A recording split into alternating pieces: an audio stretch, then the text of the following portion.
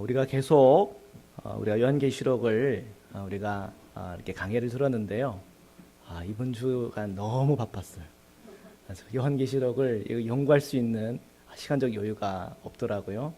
그래서 좀 제에게 있어서는 좀 익숙한 주제를 한번 생각해 보자. 그리고 우리 교우들과 함께 나눌 수 있는 주제를 한번 생각해 보자 하고 굉장히 이렇게 고민하고 생각하고 하다가 이번에 임현수 목사님 부흥회를 이렇게 참석하면서 또 섬기면서 하나님께서 제 마음에 주시는 이 복음에 관한 은혜가 있었습니다. 그래서 오늘은 예수 그리스도를 전하자. 맨날 우리가 항상 늘 전하지만 오늘 특별히 예수 그리스도께 집중하여 전하자 하는 그 마음을 받았습니다. 임현수 목사님 그분의 간증이 참 귀한 게 많지만 특별히 제가 기억에 남는 이렇게 간증 중에 하나가 그거예요. 그분이 31개월 동안 북한에서 평생 노동 교화형을 받고 이 노동을 했잖아요. 진짜 노동 교화형이 정말 진짜 노동을 하는 거더라고요. 그래서 이제 그분이 한겨울에 이 땅을 파야 되는데 그분이 목회만 했지 농사를 안 지었으니까 또 그런 어른 땅을 깬다는 게 보통 일이 아니죠. 그래서 이렇게 곡괭이로 내려쳤는데 꿈쩍도 안 하더라는 거죠. 바위에다가 그냥 계란치기처럼 꿈쩍도 안 하더라는 거죠. 근데 막 이렇게 하다 보니까 이게 충격이 가니까 이렇게 금이 가고 몇 시간 이렇게 치니까 진짜 이렇게 쩍쩍 갈라지면서 이렇게 땅이 파지더래요. 그래서 이제 팔 때마다 그분이 사자성어를 하나 만들어냈는데 그게 뭔지 아세요? 진충, 그 다음에 진충분파, 그러면서 진충분파 하면서 열심히 그걸 팠대요. 근데 그 진충분파라는 말이 제 머리에 자꾸 이렇게 맴도는 거예요. 또 그분이 이 진충분파를 통해 가지고 또 어떤 복음의 어떤 그 진수를 얘기를 하더라고요. 그래서 우리에게 이 복음의 진동이 계속하기 시작하고 그것이 어떤 우리를 이렇게 파동으로 올 때 어느 순간이 되면 금이 가고 갈라지는데 그러면서 완전히 우리가 깨진다는 거죠. 그래서 그 복음이 우리에게 들어와서 그 복음을 우리가 휘어잡으면 변화된다는 거죠. 그렇게 노가다하고 힘들고 어려운 그 상황에도 그 모든 상황의 형편을 이 복음으로 연결하는 그분 제가 가까이 보면서 굉장히 은혜를 많이 받았어요. 그렇구나. 모든 것을 복음으로, 모든 것을 예수 그리스도로 통일하는 그 마음이 너무 귀해요. 그래서 오늘도 그렇지, 예수 그리스도께 우리가 초점을 더 맞춰야지 하는 그 믿음으로 오늘 이 본문을 이렇게 함께 나누려고 합니다. 오늘 읽은 말씀 중에 2절을 저희들이 함께 읽겠습니다. 2절입니다. 시작. 이 복음은 하나님이 선지자들을 통하여 그의 아들에 관하여 성경에 미리 약속하신 것이라. 아멘. 우리가 먼저는 물어봐야 될 거예요. 복음이 뭔가? 우리가 이제 이 복음에 대해서 여러분 스스로 한번 질문을 해봤을 때 복음이 여러분 뭐예요? 이쁜 소식, 진리, 예수 그리스도. 아멘. 오늘 설교 제목이 힌트예요. 복음이 뭐예요? 예수 그리스도. 아주 단순한 거예요. 제가 지난번에 이제 요한복음을 이렇게 강의해 나갈 때는 계속 그 부분에서 우리가 흔들림이 없었던 것 같아. 그래서 복음하면 예수 그리스도 바로 나왔는데 역시 이렇게 요한 1서, 2서, 3서, 요한계시록에 이제 후반부로 들어가면서 그 어떤 감각을 우리가 좀 이렇게 느슨해지는 것 같아요. 복음은 예수 그리스도죠. 거기에 딱 결론이 나야 됩니다. 그래서 누군가가 복음이 뭡니까라고 부르면 예수 그리스도죠. 그리고 이제 그래서 좀 더 구체적으로 우리가 진술할 때 예수 그리스도가 누구신지를 우리가 하나하나 설명하면 되는 거예요. 그것이 뭐예요? 복음이 되는 거예요. 복음의 핵심은 예수 그리스도예요. 2절에 보니까 이 복음은 하면서 이 복음에 대해서 이야기하기를 하나님이 선지자들을 통하여 그의 아들에 관하여 성경에 미리 약속하신 것이라 그랬어요. 그럼 복음이라는 게 뭐예요? 그의 아들에 관한 성경에 미리 약속한 거예요. 그 약속해서 오신 분이 누구예요? 예수 그리스도예요. 그럼 복음이 뭐예요? 예수 그리스도인 것입니다. 복잡한 게 아니죠. 예수 그리스도예요. 예수 그리스도가 복음이에요. 그 예수 그리스도가 복음인데 이 복음이 그냥 어느 날 갑자기 우리에게 주어진 것이 아니라 선지자를 통해서 미리 약속된 거라고 그랬어요. 그러면 선지자들이 약속하신 그 말씀을 우리가 한번 살펴봐야 될 거 아니에요? 자, 이사야서 61장 1절에서 3절입니다.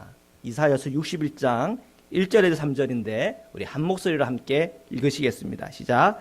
주 여호와의 영이 내게 내리셨으니 이는 여호와께서 내게 기름을 부으사 가난한 자에게 아름다운 소식을 전하게 하려 하심이라.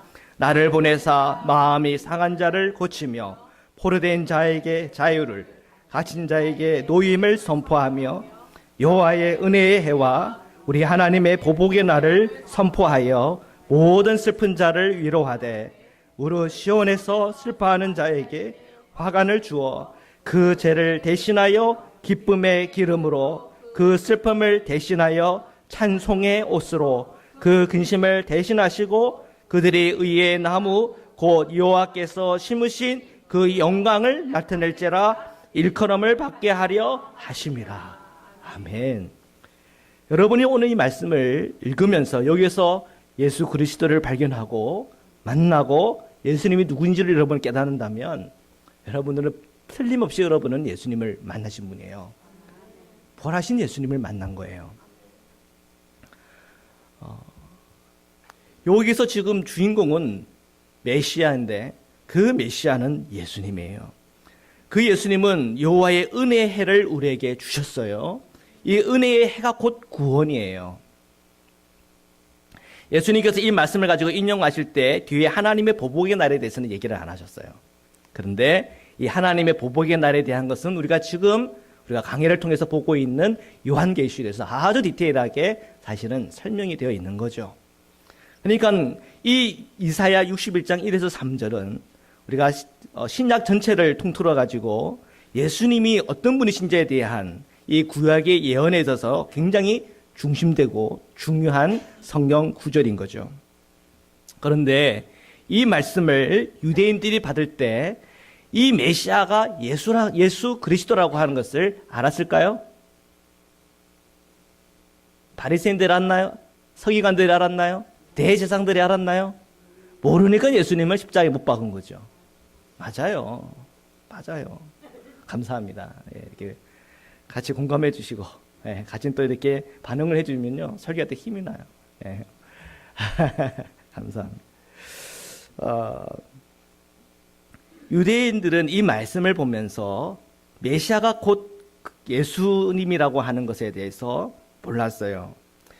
유대인들은 이 말씀을 읽고 또 해석하면서 가르치면서 그들은 바벨론의 포로 복귀 이후에 다윗과 같은 지도자가 일어나서 그들을 정치적으로 해방하고 또한 실제적으로 눈으로 보이는 새로운 왕국에 대한 건설을 기대했어요. 그리고 그들의 원수들을 다 갚아주시고 또 그들에게 주시는 하나님의 놀라운 복과 또한 하나님께서 부어주시는 놀라운 번영을 이 유대인들은 기대했어요. 그 십자가에 달려 죽으신 예수가 바로 이 이사야 61장 1에서 3절에 말하는 바로 그분이라고는 상상도 못했다는 거예요. 그런데 굉장히 이 충격적인 일이 바로 예수 그리스도의 공생애 안에서 나타난 거예요. 예수 그리스도의 공생 안에서 나타난 이 놀라운 충격 그 하나 때문에 이 이사야서 61장 1에서 3절에 이 유대인들의 해석이 완전히 달라진 거예요. 첫 번째는 이 메시아를 통해서 사람들이 어떻게 생각했다고 그랬어요? 정치적인 메시아. 우리가 현실적으로 번영을 가져다 줄 어떤 사람을 그들은 기다렸다니까요. 그런데 한 사건 때문에 완전히 뒤집힌 거예요. 뭘까요?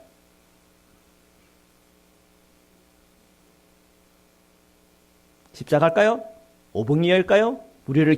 무리를 걸어간 걸까요? 폭풍을 잠잠하게 한 걸까요? 문두명을 고친 사건일까요? 뭘까요? 제가 이렇게 얘기하면서 하나 빠졌어요. 뭘까요? 두자예요. 뭘까요?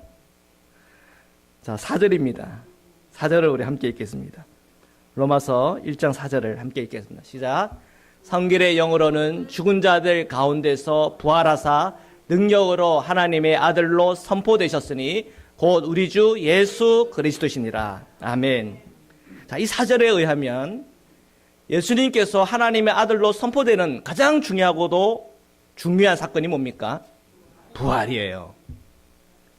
부활하신 예수님을 체험하고 경험하는 것이 이 복음에 있어서 또 예수님을 우리가 설명하는 데 있어서 가장 중요한 중심에 서 있는 거예요. 우리가 사형리를 많이 본 사람은 이 부활에 대해서 가장 뒷부분에 나와요. 첫 번째는 하나님은 여러분을 사랑하시고 여러분을 위한 놀라운 계획을 갖고 계십니다. 두 번째는요, 우리는 죄인입니다. 세 번째는 그래서 우리가 예수님이 필요합니다. 그러면서 많은 게 예수님이 십자가에 죽으셨고 그 다음에 부활하셨습니다예요. 그죠? 그런데요, 실제적으로 이 복음에 있어서 가장 중심에 있는 것은 부활이에요. 살아계신 예수님을 만나야 그 다음에 십자가가 깨달아지고 그 다음에 이 전체 하나님의 말씀이 깨달아져요. 그리고 우리의 삶이 달라져요. 부활하신 예수님, 살아계신 예수님을 우리가 체험하고 경험하지 못하면 유대인들처럼 이 이사야 61장 1절에서 3절을 아무리 읽어봐도 여기서 예수님 그리스도가 나오는 것이 아니라 정치적인 메시아가 나오고 우리에게 번영을 가져다 줄 사람이 떠오르는 거예요. 그러나 부활하신 예수님, 오늘도 살아계신 그 예수님을 만나면 이 이사야서 61장 1절에서 3절이 달라지는 거예요. 완전히 달라지는 거예요. 우리가 성경을 읽어도 달라져요. 기도를 해도 달라져요. 교회를 와도 달라져요. 사람을 만나도 달라져요.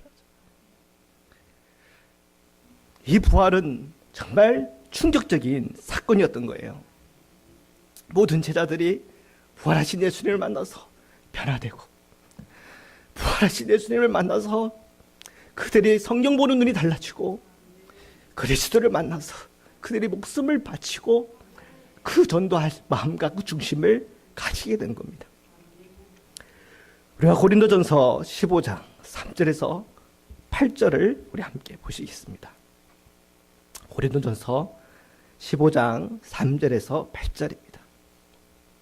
우리 한 목소리로 함께 읽으시겠습니다. 시작. 내가 받은 것을 먼저 너희에게 전하노니 이는 성경대로 그리스도께서 우리 죄를 위하여 죽으시고 장사 지낸 바 되셨다가 성경대로 사흘 만에 다시 살아나사 게바에게 보이시고 후에 12 제자에게와 그 후에 500여 형제에게 일시에 보이셨나니 그 중에 지금까지 대다수는 살아있고 어떤 사람은 잠들었으며 그 후에 야고보에게 보이셨으며 그 후에 모든 사도에게와 맨 나중에 만삭되지 못하여 난 자와 같은 내게도 보이셨느니라. 아멘. 예수님의 이 부활의 사건은 어마어마한 사건이었어요. 십자가에서 죽은 사람, 그때 당시에 흔하고 흔해 빠진 게 십자가에 죽은 사람이에요. 정치범들이 십자가에서 죽었고, 살인한 자들이 십자가에서 죽었고, 또 뭐 여러 가지 나쁜 짓 하다가 십자가에 죽은 사람 많아요. 십자가에 죽은 사람은 억울하게 죽은 사람도 있어요. 그냥 유대인이고 유대의 독립을 위해서 싸웠다고 하는 그 죄목 때문에 죽은 사람들도 있어요. 십자가에서 죽은 사람들은 많아요. 그런데 예수님은 그 수많은 십자가에 죽은 사람 중에 부활하셨다는 거예요. 그 증인들이 있는데 게바 곧 베드로가 증인이었고 12 제자들이 증인이었고 500여 형제가 일시에 봤대요. 증인이 한둘만 있어도 효력을 갖고 있는데 지금 이 증인이 허다한 증인들이 있는 거예요. 왜 예수 그리스도의 복음을 통해서 수많은 사람들이 모이고 그 복음을 가지고 목숨을 걸고 전하는가? 그 이유는 바로 여기 있다는 거예요. 예수님은 부활하시고 또한 예수님은 오늘도 살아서 우리와 함께 하시는 주님이라는 것에 대해서 사람들이 체험하고 경험하다 보니까 복음에 완전히 붙들리게 된 거라는 거예요. 바로 그 자리에 누가 있냐면 사도 바울이 있어요. 사도 바울은 부활하신 예수님을 눈으로 본 사람 아니에요. 사도 바울은 예수님을 환상 가운데 계실 가운데 다메섹 도상에서 만난 분이에요. 그러니까 다른 사도들하고는 좀 달라요. 경험이 달라요. 그래서 사도 바울이 자기 자신을 고백하면서 8절에 뭐라고 고백해요? 맨 나중에 만삭되지 못하여 난 자와 같은 내게도 보이셨느니라, 그렇게 말하고 있어요.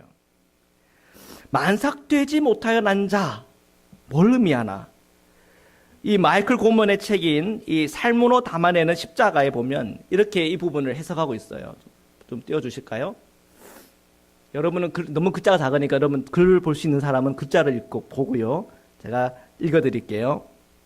바울이 다메섹 도상의 만남에 보인 반응은 놀람과 감사였다.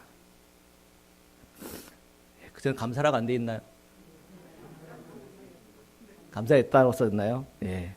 적절한 은유를 찾던 바울은 고린도전서 15장 8절에서 자신을 만삭되지 못하여 난 자, 이걸 원어로 보면 에크로마라고 써져 있는데, 바울이 자신을 그렇게 부른 것은 부활하신 그리스도를 얼핏 본 사건이 말하자면 발육부전 태아처럼 제 형태도 갖추지 못하고 제대로 준비도 안 된 자신을 예전에 그로부터 떼어놓았기 때문이었다 그랬어요. 이 말은 이 사도 바울이, 그때 사도도 아니었죠. 바울, 그 이름은 사울이라는 이름으로 유통이 됐는데, 사울, 그 사울은 도무지 복음을 받아들일 수 있는 준비가 된 사람이 아니었다는 거예요. 복음을 받아들일 준비가 아예 되지 않았다는 거예요. 그 다메섹 도상에 그걸 왜 지나갔습니까? 크리스천들 박해하려고 지나간 거예요. 기독교는 이단이고 그 사람들은 죽음 마땅하고 그들은 하나님을 불경하게 하나님 앞에 불경한 자들이고, 그런 것 때문에 마음에 이 기독교에 대한 분노와 그것을 믿고 따르는 사람들에 대한 그 분노하는 마음을 가지고 그 다메섹 도상을 갔단 말이에요. 여러분, 그런 사람에게 예수님이, 부활하신 예수님이 나타나서 그게 영적인 체험과 경험할 수 있도록 했다고 하는 게, 여러분, 그게 도대체 이해가 가세요? 그때 당시에 착한 사람들 얼마나 많았겠어요? 그때 당시에 얼마나 똑똑한 사람들 많았겠어요? 적어도 이런 기독교를 박해하지 않고 기독교인들에게 그래도 좀 친절한 사람들 혹 있지 않았겠어요? 그런 사람에게 예수님께서 나타나신 것이 아니라 정말 죄인 중에 괴수고 기독교를 미워하고 스데반 집사가 죽는 바로 그 자리에서 옷을 맡아 주었던 그 사람에게 예수님이 나타나셔서 그를 구원케 하셨다고 하는 것이 여러분 이해가 가시냐 말이에요. 사도 바울 자신도 이해가 안 가요. 그게 자기도 이해가 안 가니까 뭐라고 그래요? 만삭되지 못하여 난 자. 이것은 이 유산한 아기를 얘기하는 거예요. 유산한 아기. 형체도 갖추지 못한 그 아기를 얘기하는 거예요. 뭔가 이해할 수도 없고 그냥 죽을 수밖에 없는 그런 난데 나한테도 보여주셨다는 거예요. 예수님은 부활하셔서 오늘 성령의 역사하심을 통해서 오늘 우리 마음에 역사해요. 우리가 기도하는 가운데, 말씀하는 가운데 살아계신 성령의 역사를 통해서 부활하신 예수님을 우리가 체험하고 경험하게 돼요. 그 예수님을 만난 사람은요, 성령이 달리 보이고 세상이 달라 보이고 예수 그리스도 그분이 달리 보이는 거예요. 사도 바울도 예수님의 공생애를 봤다든지 그 십자가에서 죽어서 그 500년 형제 중에서 하나였든지 그런 사람이 아니라니까요. 그런 그 살아계신 주님을 어떻게 만났나요? 그런 환상 가운데 주님의 계시를 통해서 만난 거예요. 근데 동일하게 저와 여러분도 사도 바울처럼 환상과 계시를 통해 하나 예수 그리스도를 만나는 거예요. 말씀을 보다가 만나기도 하고 설교를 듣다가 만나기도 하고 기도하다가 만나기도 하고 전도를 듣다가 깨닫고 만나기도 하고 눈으로는 우리가 못 봤어요. 그러나 듣고 깨달아지면서 우리 마음속에 그 예수님을 내 마음에 받아들이면서 그 부활하신 주님을 체험하고 경험하게 되는 거예요. 그 예수님을 우리가 분명하게 경험하고 체험할 때 달라지는 거예요. 여전히 우리가 이 이사야의 말씀을 보면서 예수님은 정치적인 메시아지, 삶과의 삶의 번영을 가져다주는 그런 사람이지, 그 사람 언제 오나, 우리는 더 이상 기다리지 않아요. 이미 우리가 믿고 우리 마음에 모시는 바로 그 예수님이 바로 이 이사야 61장의 주인공인 걸 우리가 알잖아요. 부활하신 예수님을 우리가 만나야 돼요. 그 부활하신 예수님을 만나야 구약 성경들이 달리 보이고 모세오경이 달리 보이고 예언서들이 새롭게 이해가 되는 겁니다. 사도 바울은요, 예수님을 만나고 나서 기독교를 변정했어요. 그가 만난 예수님을 증거할 때마다 구약의 성서들을 하나하나 인용하면서 이분이 바로 예수님이에요. 이분이 십자가에서 죽으시고 부활하신 바로 그분이에요. 그렇게 전파했단 말이에요. 예수님을 안 만나니까 구약 성경을 아무리 뒤져봐도 거기에서는 예수님이 안 보이는 거예요. 다른 것만 보이는 거예요. 엉뚱한 것만 보이는 거예요. 그래서 예수님이 그리스도가 아니라는 사실들만 막 보이는 거예요. 그래서 세상 사람들은 그걸 가지고 흠을 잡고 그래요. 왜요? 그들이 예수님을 못 만났거든요. 사도 바울이 다메섹에서 만난 바로 그 예수님을 만나지 못한 거거든요. 못 만나니까 그 말씀이 나에게 새롭게 움직이지 않고, 못 만나니까 기도해도 이상하기만 하고 교회 다니는 사람들이 이상해 보이는 거예요. 여러분, 교회 다니시는 분이 여러분 스스로가 생각할 때 여러분 자신이 이상해 보입니까? 아니죠? 교회에 이렇게 오시는 게 기쁘시죠? 성령께서 여러분 안에 역사하는 거 아니에요. 여러분이 예수님을 만나니까 그런 거 아니에요. 예배에 나올 때마다 뭔가 막 짜증이 나서 정말 내가 안 가야 되는데 막 가는 것 같고, 뭔가 빚쟁이에 쫓기면서 막 뭔가 빚을 이게 뭔가 갚아야 되니까 막 그 개주한테 가는 그런 느낌이, 그런 거 아니잖아요. 예배당에 나오면 마음이 평안해지고, 예배에 나오면 하나님을 만날 그 기쁨과 감사로 기대가 되고, 그것이 뭐예요? 우리 안에 살아계신 그 예수님을 만난 증거예요. 사도 바울도 예수님을 만나니까 말씀이 달리 보여요. 그리고 그 말씀이 달리 보여서 그 말씀을 전하니까 그것이 역사가 나타나서 사람들이 모이고, 역사가 나타나니까 그들이 변화되고 주님께로 나오지 않습니까? 그 가운데는 역사가 일어나니까 치유와 회복이 나타나는 것 아닙니까? 그 치유와 회복이 나타나는 그 근원은 어디에서 오는 겁니까? 살아계신 예수님이 내 안에 계시고, 그 역사하시는 예수 그리스도께서 그에게 역사하기 때문에 일어나는 역사 아닙니까? 부활하신 예수님을 만나는 것이 너무나 소중하고 중요한 일이에요. 저는 모태신앙입니다. 어릴 적부터 교회를 나가는 습관이 형성됐어요. 뭐 부모님이 목사니까, 또 어머님이 사모니까 교회를 가는 것이 너무 자연스럽죠. 그리고 또 자연스럽게 성경도 읽었죠. 저는 기독교 문화 속에서 늘 자랐기 때문에 너무나 사도 바울하고는 좀 달랐던 것 같아요. 그죠? 사도 바울은 유대교 문화 속에서 살았고, 저는 그냥 기독교 문화 속에서 자란 거죠. 그런데 제 안에 여러 가지 제 마음에는 내 의가 있어요. 내 의, 자기 의가 있고, 정말 100% 주님 앞에 헌신하며 살아야 되겠다라고 하는 마음이 조금도 없었어요. 그냥 뭐 지난번에 지난번에 했던 표현을 이렇게 표현을 하자면 잡힐 듯 말 듯. 그래서 교회에서 잡으려고 하면 좀 멀어지고, 또 너무 안 잡으려고 하면 좀 가까이 오고 하는 그 안전거리 있잖아요. 그래서 괜히 붙잡혀가지고 뭐 이런저런 봉사에 끌려다니기 싫으니까 그냥 잡힐 듯 말 듯 했던 그런 거리를 잘 간격을 유지하면서 신앙생활을 했던, 소위 신앙생활을 했던 저였어요. 1995년 CCC 몽산표 수련회 때 김중건 목사님 백문일답을 하면서 눈물이 터지고, 밤새도록 기도하는 중에 지금까지 지었던 죄들이 영화 필름처럼 지나가는 것을 체험하고 경험했어요. 내가 죄인이구나 깨닫고 울다가 환상 중에 예수님이 십자가를 지고 걸어가시는데, 그 떨어지는 핏방울 한 방울 한 방울 떨어질 때마다 제 죄가 씻겨가는 걸 보다가 그냥 감동하고 울다가 그냥 밤을 새버렸어요. 저는 그때 그 체험을 아직도 잊어버릴 수가 없어요. 살아계신 예수님을 뜨겁게 체험하고 경험한 사람들은 이 맛을 알아요. 그럼 어떻게 우리가 뜨겁게 살아계신 예수님을 만날 수 있을까? 숙제잖아요.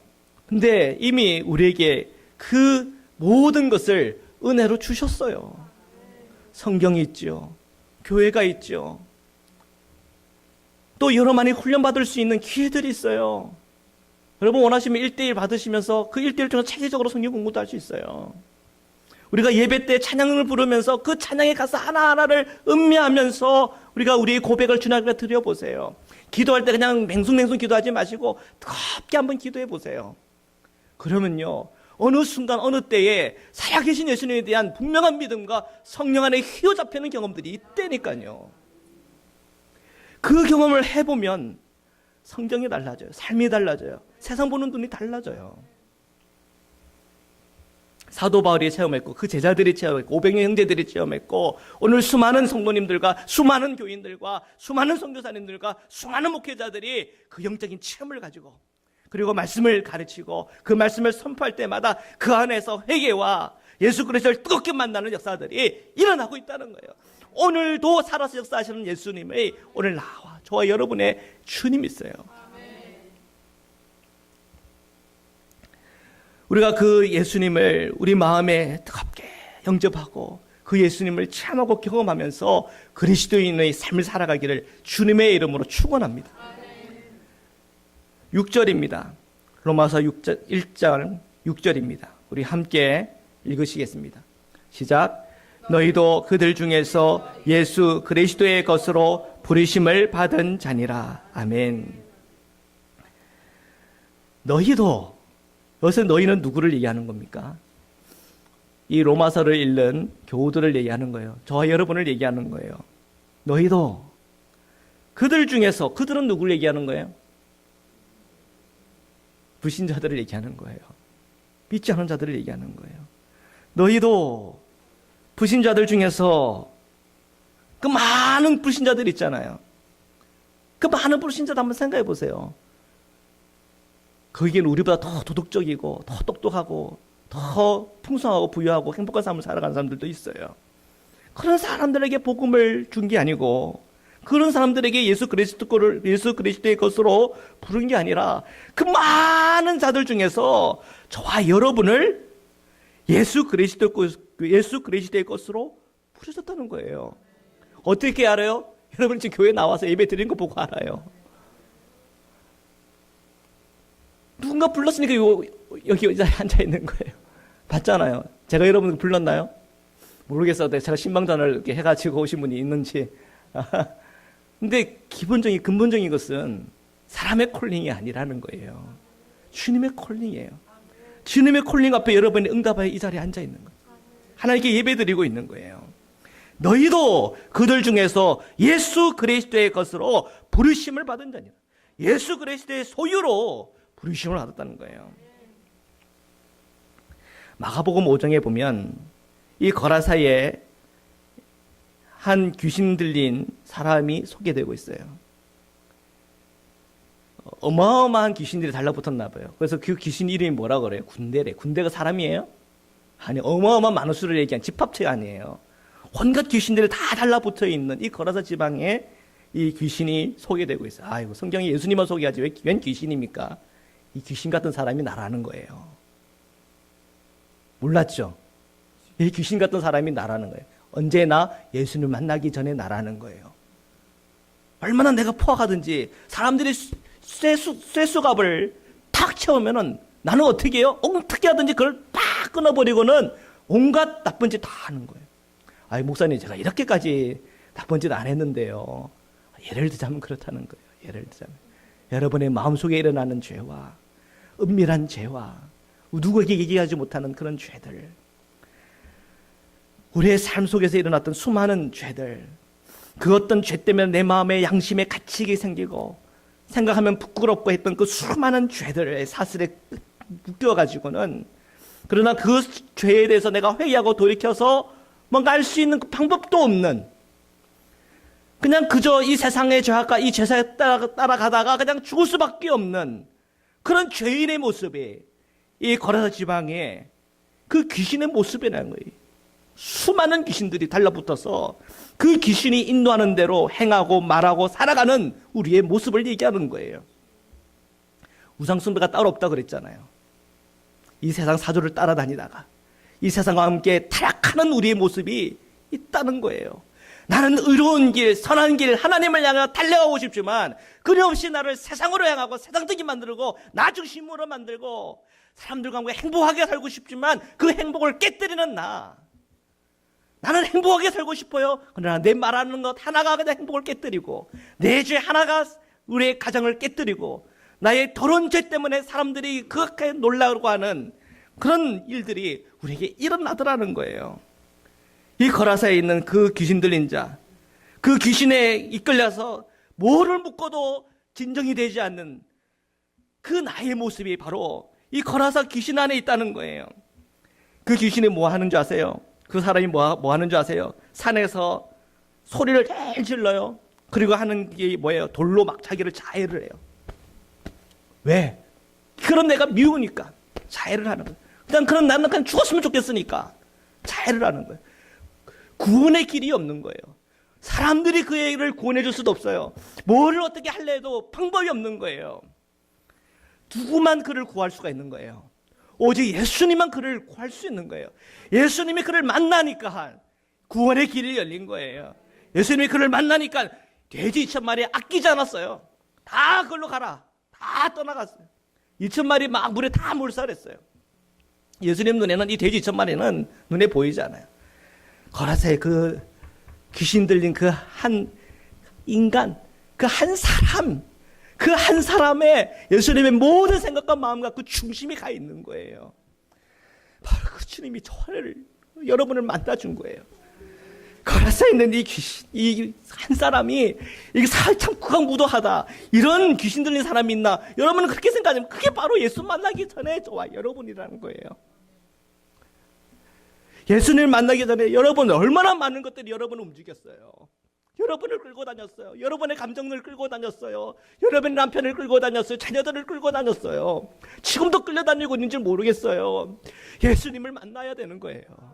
예수님을 만나야지 2,000마리 귀신을 다 쫓아나가는 거예요. 우리를 끌고 아무리 묶어도 우리는 어떻게든 내 생각, 내 마음은 내 것이 가지고 기가 막힌 내 머리를 가지고 그 쇠사슬을 다 끊고 또 죄를 향하여 가요.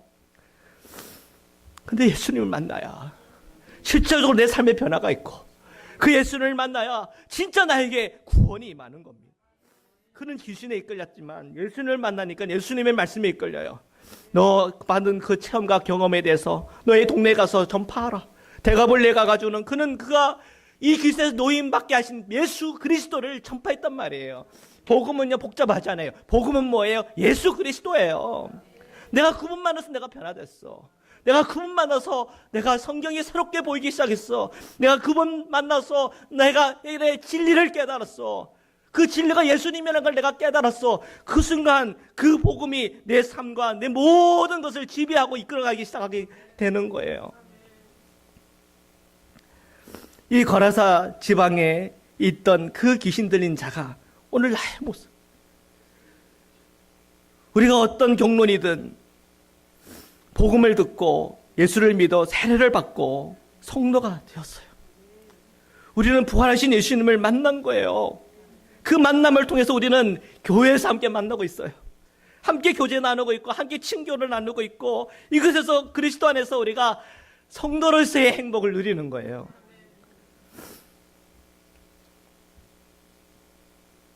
사도행전 21장에 사도 바울은 전도 여행을 하다가 예루살렘에 있는 교우들을 구제하러 왔어요.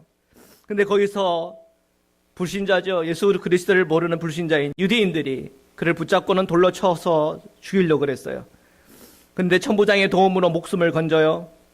그리고 재판받는 과정 속에서 아그리빠 왕을 만나는데 그 아그리빠 왕에게 전도를 해요. 이 전도의 내용도 굉장히 간단해요. 사도행전 26장 22에서 23절입니다. 우리 함께 읽겠습니다. 시작.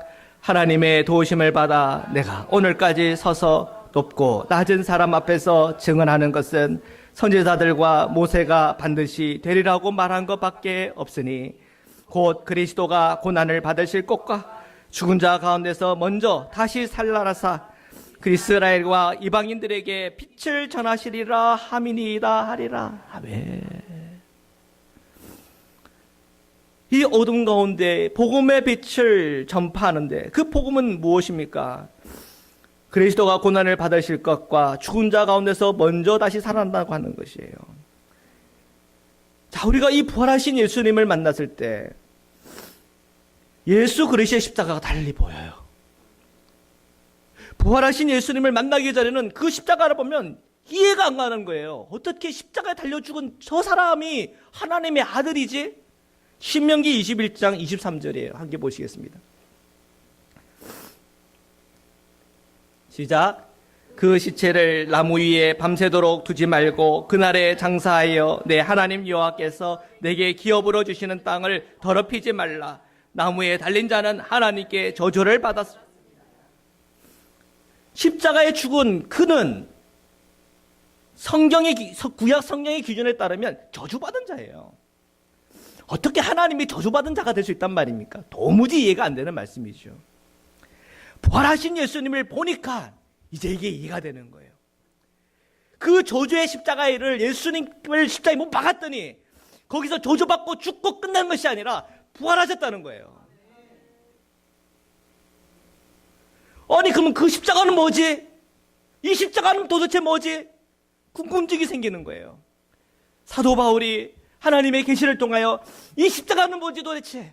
이 십자가는 도대체 뭐지? 라고 얘기할 때 이 십자가는 곧 나가 죽어야 될 그 십자가인데 그 십자가에서 예수 그리스도께서 죽으셨다는 거예요. 내가 그 십자가에서 죽어야 돼요. 거르다 지방에서 나왔던 그 귀신 들린 사람처럼 극악하고 악독한 나였는데 내가 그 십자가에서 죽어야 되는데 그 십자가에서 예수님께서 죽었다는 거예요. 왜요? 속죄하기 위해서, 우리의 죄를 사하기 위해서 그 십자가에 예수님이 죽었다는 거예요. 속죄의 십자가. 우리의 모든 죄와 우리의 모든 어둠과 우리의 모든 죄의 사슬을 끊기 위한 십자가라는 거예요. 그 십자가는 이제 능력이 되었다는 거예요. 사도 바울은요, 그 십자가에 대해서 또 우리에게 얘기해요. 그 십자가 우리의 탐욕과 정욕과 모든 죄를 처리하는 십자가라고 얘기해요. 맞아요. 살아계신 부활하신 그 예수님을 만나기 전에는 그 십자가는 그냥 장식 도구 정도로 생각했을지 모르겠어요. 그 십자가는 그냥 어떤 표시요 문양이요, 옛날 고대 신화의 어떤 것에 통해서 나온 어떤 그 과거의 이력을 얘기할 줄 모르겠지만 예수님의 못 박혔던 그 십자가는 그 의미가 완전히 달라지는 거예요. 내 정욕이 그 십자가에 처리되고 내 죄가 그 십자가에 처리되고 내 연약함이 그 십자가에 처리되어지고 나의 모든 삶의 저주도 그 십자가에 처리하는 십자가가 된 거예요. 그 십자가는요, 우리의 구원을 위한 열쇠가 됐어요. 그 십자가는요, 우리를 구원을 위한 길이 됐다는 거예요. 예수님의 이 부활, 예수님의 그 생명을 깨달으니까 이제 그 십자가는 완전히 달라진 거예요. 그 십자가는요, 우리의 죄를 깨닫게 만들어요. 그 십자가는 이 세상의 죄도 깨닫게 만들어요. 그리고 이 십자가를 통해서 우리가 구원의 길이 있다는 것도 알게 된 거예요. 그 모든 깨달은 죄를 그 십자가에서 처리하고 부활하신 예수님을 만날 때 우리에게 참된 해방과 구원의 역사가 일어나는 것입니다.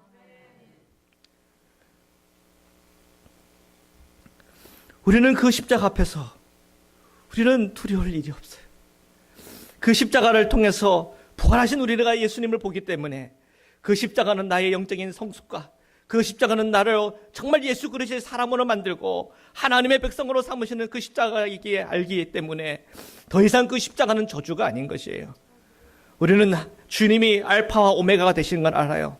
우리의 이 구원 그리고 우리의 새로운 생명, 영원한 생명을 위한 구원의 알파가 바로 예수 그리스도요, 예수 그리스도의 말씀이에요.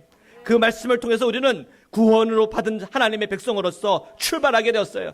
구원을 받은 하나님의 백성으로서 우리가 주님을 모시고 우리가 주님과 함께 동행하는 하나님의 백성이 된 것이에요. 동시에 하나님은 오메가가 되세요. 우리가 요한계시록을 통해서 이미 다 살펴봤어요. 그 오메가의 때가 되면 예수님을 믿고 따를 수 있는 사람들이 이제는 없어질 거예요. 점점 더 믿음은 없어지고 점점 더 세상은 사랑이 식어갈 거예요. 그때가 되기 전 우리는 계속 끊임없이 기도해야 될 것은 이 복음이 내게 정확하게 들려지고 그 복음을 내 자녀들과 내 이웃들과 내 사랑하는 이들에게 정확하게 들려주고 그 복음으로 우리가 살아가야 된다고 하는 그 믿음에 굳건하게 서는 일입니다. 고린도전서 15장 1절에서 2절입니다. 함께 읽겠습니다. 시작. 형제들아, 내가 너희에게 전한 복음을 너희에게 알게 하노니 이는 너희가 받은 것이요 또 그 가운데 선 것이라.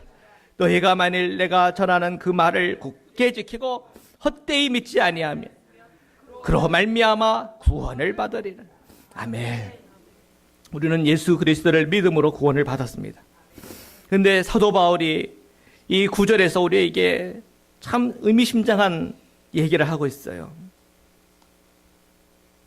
헛되이 믿지 아니하였으며. 그 얘기는 뭐예요? 우리로 하여금 신실한 믿음으로 도전하는 거예요. 우리의 믿음이 헛된 믿음이 되면 안 되잖아요. 우리의 믿음이 헛된 믿음이 되면 안 돼요. 더욱 우리의 믿음은 신실해져야 돼요. 우리 그리스도인들이 넘어지고 부서지고 정말 세상 사람들하고 그렇게 구분이 안 되는 이유는 한 가지예요. 자꾸 그 믿음이 헛되지기 때문에 그래요. 내가 믿는다는 말과 내 그 믿음의 삶이 자꾸 괴리가 생기니까 자꾸 우리의 믿음이 헛되어 보여져 가는 거예요.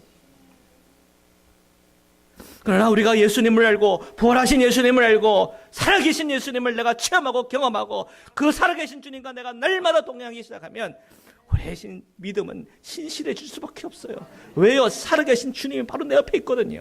살아계신 그 주님이 내 안에서 날마다 말씀하시거든요. 살아계신 예수님이 오늘 내 삶 속에서 모든 우리의 걸음 하나하나 말 한마디 한마디 하나 우리의 삶의 그 모든 모습 하나하나를 인도하시거든요. 그 음성이 우리에게 들리거든요. 우리의 이 믿음이 계속 신실하면 정말 이 땅 가운데서 정말 그리스도의 자로서 빛과 소금의 역할을 감당하는 하나님의 백성으로서 살아가는 은혜와 복이 저와 여러분에게 충만하시기를 주님의 이름으로 축원합니다. 말씀으로 우리 기도 드리시겠습니다. 복음은 예수 그리스도십니다. 여전히 내가 세례를 받았고 수없이 우리가 예수님을 안다 했지만 오늘은 왠지 예수님이 낯설어 느껴지시는 분이 계십니까? 여러분의 마음의 문을 열고 예수님을 받아들이시고 그 예수님께 기도하시기를 바랍니다. 주님, 오늘도 내 안에 살아 역사하여 주셔서 주님 붙잡고 동행하게 하시며 그 주님과 함께 그 은혜를 누리고 그 주님 안에서 우리가 회복함과 치유와 주님께서 주시는 행복과 주님께 주시는 능력을 저에게 허락하여 주옵소서. 그 믿음의 고백으로 함께 기도드리겠습니다. 사랑해 주님 감사합니다. 오늘 주님의 이 복음 살아계신 주님의 역사함이 오늘 저희 삶 가운데 넘치기를 간절히 원하고 소원합니다. 하나님, 이 복음 없이 우리가 어떻게 살겠습니까? 예수 그리스도 없이 우리가 어떻게 살겠습니까? 예수 그리스도의 인도움 없이 우리가 이 험악한 세상을 살겠습니까?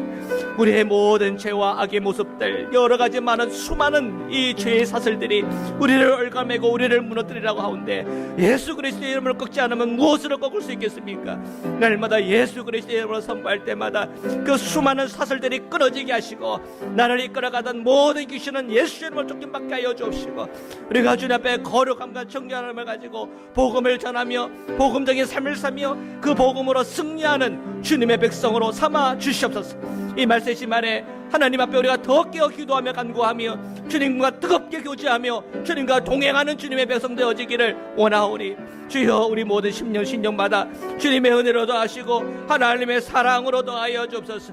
우리로 하나님 택하시고 하나님의 그 사랑을 받게 하시고 성도로 부르신 하나님의 그 놀라운 사랑 은혜에 감사와 찬양을 올려드립니다.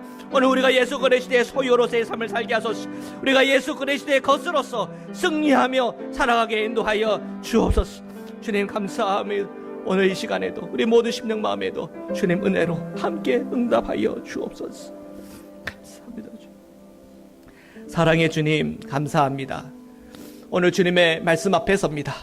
오늘 살아계셔서 오늘도 역사하시는 바로 그 주님 앞에 섭니다. 오늘 예수님께서 우리의 모든 기도와 간구를 들으셨사오니 우리의 고백대로 주님 앞에 결단한 대로 살아갈 수 있는 은혜를 저에게 허락하여 주시옵소서. 걸어가신 예수 그리스도의 이름으로 기도드립니다. 아멘.